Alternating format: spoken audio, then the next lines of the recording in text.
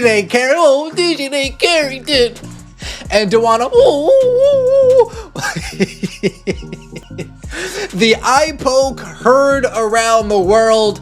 Oh, take away her credentials. She asked me a question and I didn't like it. And Christine Brennan in USA Today say, quiet down. That's what real journalists and reporters do. I know you guys aren't used to it, but we're not taking... Something snapped. And no, it wasn't a shoelace. Dijonai Carrington ignited the room like a 4th of July sparkler. Only this wasn't dazzling light. It was pure, unfiltered fury. Reporters got staged, cameras quivered, and the WNBA is now tiptoeing around the whole incident like it never even happened.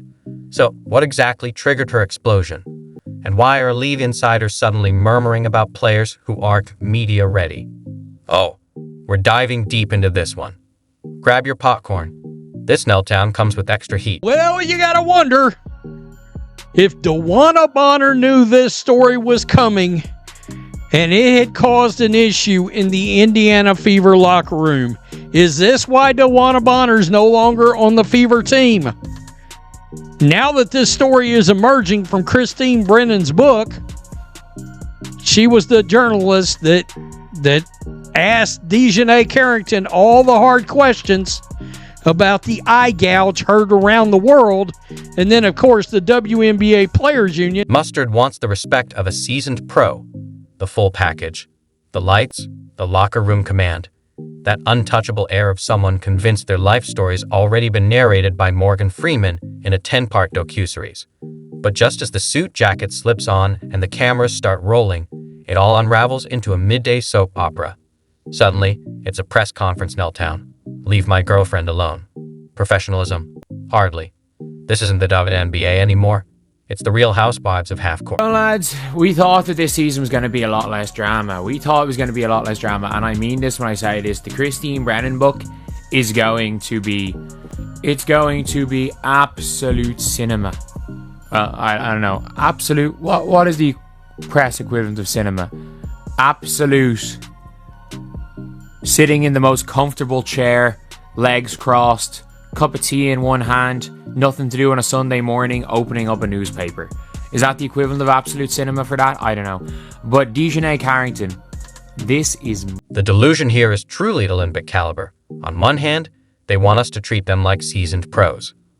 On the other, there's zero tolerance for tough questions, no accountability, and absolutely no digging into the off-court drama. But here's the irony. The off-court chaos is the story. They're practically handing it to us with a bow. Meanwhile, Mustard's busy trying to dodge scrutiny while basically shouting through a megaphone. If you don't want the spotlight, maybe don't hurl lightning bolts every time someone so much as looks your way. Dijonai, she just asked you a legitimate question. Dijonai, calm down. But no, they were talking about Alyssa sitting on the bench. This is about Alyssa sitting on the bench. They were saying mean things about Dijonai. It's okay, Dijonai. She's not very good. She's a detriment to the team. It's okay. Oh, but what? but. Let's not kid ourselves. Carrington isn't misunderstood. She's perfectly understood. Mic'd up, melting down, and dribbling straight into HR nightmares. She's a highlight reel of liability with serious hoop skills. You have to wonder if the league's PR team has a group chat called Carrington Containment Protocol, because every week it's a fresh fiasco, a new viral clip, and a chorus of wait, she did what? The NBA hands out flagrant fouls, but Carrington?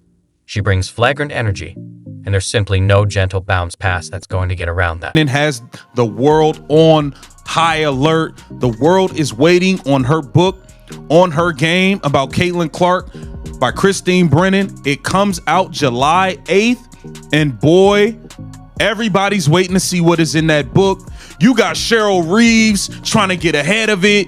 You got Dawn Staley trying to get ahead of it. They are terrified. They are scared to death at what Christine Brennan has in this book. And now you have Dijonai Carrington threatening to sue. She's threatening to sue. We're talking about someone who's one eye poke away from a suspension and still acts like the victim. She's racking up technicals like they're Pokemon cards. This isn't grit or passion. It's a slow-motion WWE trap. You can almost hear the commissioner broaming while her agents shoot off emails titled, "Please ignore the screaming." And the PR spin? They call it passion. No. Passion is diving for loose balls or staying late to work on your shot. It's not barking at reporters like a cranky velociraptor or poking one of the league's biggest stars in the eye like it's a competitive event. Meanwhile, Caitlin Clark's eyeballs have suffered more than a bad pair of contacts. Somehow she's the one called soft for not loving the repeated accidental face jabs. Anyone with 2 eyes and a replay button can see it's not defense. It's savage in uniform. And every time, there's that same phony surprise. Oops, my hand slipped into your retina, like we can't all see exactly what's happening. I think it's slightly juicier.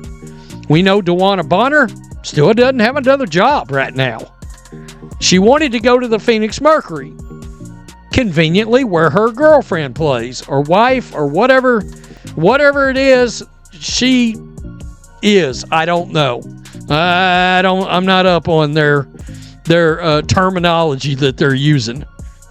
But this is very interesting because we have now found out DeWanna Bonner confronted Christine Brennan, the journalist, over Dijonai. Then we get told people hate them just because they're gay. No, this isn't about orientation. It's about losing it in front of thousands of fans and confused kids. If the WNBA gave Oscars, Carrington would win them all. She doesn't just play, she performs. All that's missing is a fog machine. Meanwhile, Mustard says, "Take us seriously," then throws a fit over basic questions. It's like wanting CEO respect but whining when someone tweets about your office romance. Pick a lane. You can't demand professional treatment while threatening reporters. And we're all supposed to act like this is normal. Sure, let's ignore the tantrums, the subtweets, and the cheap shots. Because inclusivity. Nalissa Smith isn't a very good basketball player, but she seems like a very good person. But I'm so happy Nalissa Smith is not on our team anymore because we don't have to deal with Dijonai. And by the way, Nalissa Smith has very much helped us win 2 games. We've gotten 2 huge wins, and Nalissa Smith has been a big help with us beating the Wings and beating the Aces. But it says here, Indianapolis Fieldhouse Files Fever. That's not how this works. You can't beg to be taken seriously and then act like it's a TikTok soap opera. Representation isn't a shield. Professionalism isn't part-time. Fans see it, cry wolf enough, and people start setting traps. The league's in full damage control, putting out statements that basically say, yes, something happened. Please move along. They're trying to build a brand while players like matches. Honestly, reality TV can't compete. If Bravo needs content, just run Carrington's warm-ups and interviews. Ratings guaranteed. She's got more drama in her laces than some have in their whole careers. And somehow, it's your fault for noticing. Why focus on this?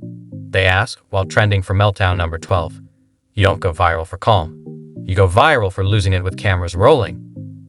Funny how the rules bend too. Anyone else pulls this, they're benched or fined. With Carrington, it's always just a misunderstanding. Oh no, the mic caught her again. How unfortunate. Put up some emojis. She said it's cap, meaning it's lying, with the crying emojis. And then she said it's defamation at this point. And what she is referring to is things that are written in the book by one Christine Brennan. It's getting crazy, y'all. It's getting crazy, y'all. Christine Brennan is talking about the situation where in the playoffs, Dijonai Carrington, it seems to intend on purposely poking Caitlin Clark in the eye. This isn't sustainable. The league wants growth and respect. Players keep staging TikTok drama and 4K professionalism isn't missing. It's gone. Adios. Carrington and crew are incredible athletes. The talent's real. But every time a Q&A turns into a roast battle, the noise drowns it out. So here we are, a league desperate for credibility, players acting like reality stars. Fans came for basketball, not soap operas.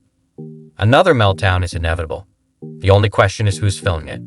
Meanwhile, Mustard's still demanding respect with one hand and throwing fits with the other. Christine, how much does it hurt the WNBA when Caitlin Clark is out? It is devastating to the WNBA when Caitlin Clark is out. And anyone out there, and there may be a few people out on X and social media and Twitter who want to dispute that, facts are facts. And the truth is the truth, and the data is there.